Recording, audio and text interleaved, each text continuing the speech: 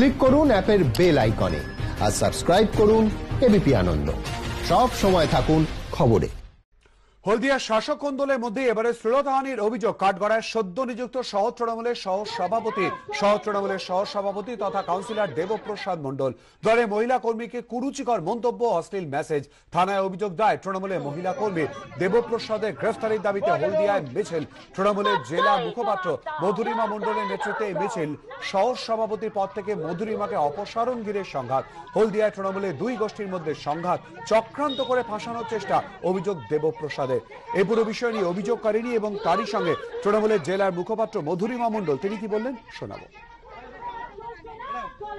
আমাকে যেটা উনি ব্যক্তিগতভাবে হোয়াটসঅ্যাপে দীর্ঘদিন মানসিক যন্ত্রণা এবং পারিবারিক অশান্তির মূল কারণ হলো দেবপ্রসাদ মণ্ডল।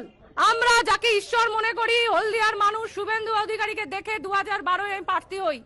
এই হলদিয়ার বুকে আমাকে কোনো পুরুষ এই শব্দ ব্যবহার করেনি। কিছু নেতৃত্বের ভুল ডিসিশন, তারা তাকে কি করে এত উচ্চ জায়গায় বসাচ্ছেন। আগামী দিনে এই পদ নিয়ে এই ভদ্রলোক নিজের পদকে নষ্ট করবেন, মহিলাদের মান সম্মান রাস্তায় লুটাবেন।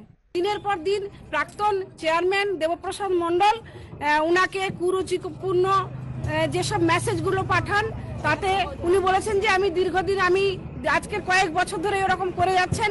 আমি অনেক চেষ্টা করছিলাম যে উনি যাতে সংশোধন হন, কিন্তু দেখলাম লাস্ট পর্যন্ত উনি সংশোধন হওয়ার নয়। তখন আমি বাধ্য হয়েছি প্রশাসনকে জানাতে।